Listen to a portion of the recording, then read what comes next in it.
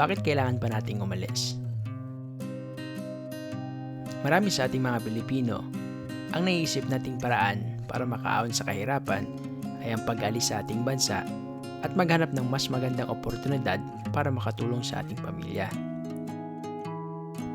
Pero, sa totoo lang, bakit pa ba kailangan nating umalis? Sa totoo lang, sino bang may gustong mawalay sa ating pamilya? Sino bang may gustong umalis at lumayo ng libo-libong kilometro mula sa ating bahay at sa ibang bansa makipagsapalaran?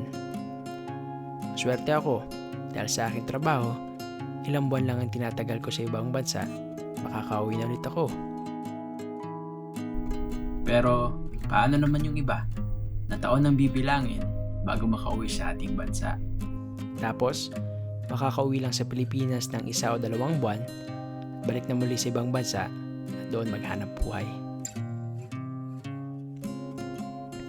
Pero lingid sa kaalaman ng nakararami, na kapag nasa ibang bansa ka na ay masarap na ang buhay mo, na instant payaman ka na o milyonaryo. Pero di nila naiisip kung gaano ba kahirap ang trabaho natin. Karamihan sa ating mga Pilipino, ang mga trabaho na nakukuha natin ay yung trabaho na nagdedemand ng manpower. Kaya madalas, nakakapagod at hindi talaga madali. Dagdag mo pa dyan, na dahil nasa ibang bansa ka na, Hindi mawawala ang culture shock dahil sa pagkakaiba ng kultura natin sa kanila. pero kailangan din nating mag-adjust sa kung ano nga ba ang normal sa kanila at kung ano ang hindi makakabastos sa mga paniniwala nila. Pero sa totoo lang, isa sa pinakamahirap na laban kapag nasa ibang bansa ka na ay ang homesickness. Ang kalungkutan dahil sa pagkakawalay sa ating mahal sa buhay, na kahit gustong-gusto nating makasama at makayakap sila, ay hindi natin magawa dahil nasa ibang bansa ang ating hanap buhay. Tanging sa cellphone na lang natin sila nakikita o nakakamusta.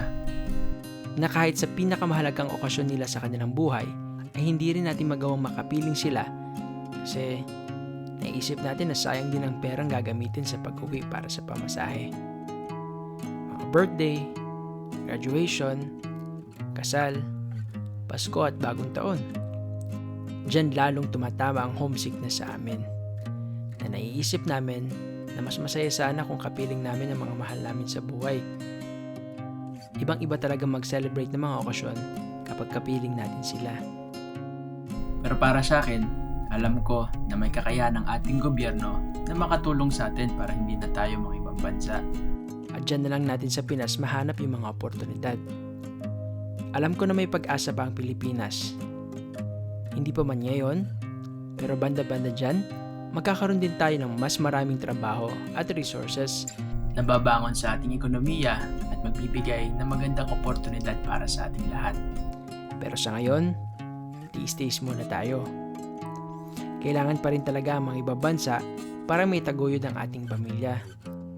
Para maiahon sa hirap si mama at papa. Para makapagtapos ng pag-aaral ng mga anak. O di kaya para makapagsimula sila ng pangkabuhayan sa Pilipinas para hindi na makahanap ng solusyon para umalis ng bansa. Kaya para sa mga OFW sa buong mundo, saludo kami sa inyong lahat. Saludo kami sa tapang at dedikasyon nyo sa pagtitiis sa mga hirap na inyong kinaharap. Sa mga pagsubok na tayo lang ang nakakaalam para hindi na rin mag-alala ang pamilya natin sa Pinas. Sana ay pagpalain tayo ng Diyos ng malakas na pangangatawan at linaw ng isipan para mapagpatuloy natin ang pagtulong natin sa ating mga mahal sa buhay.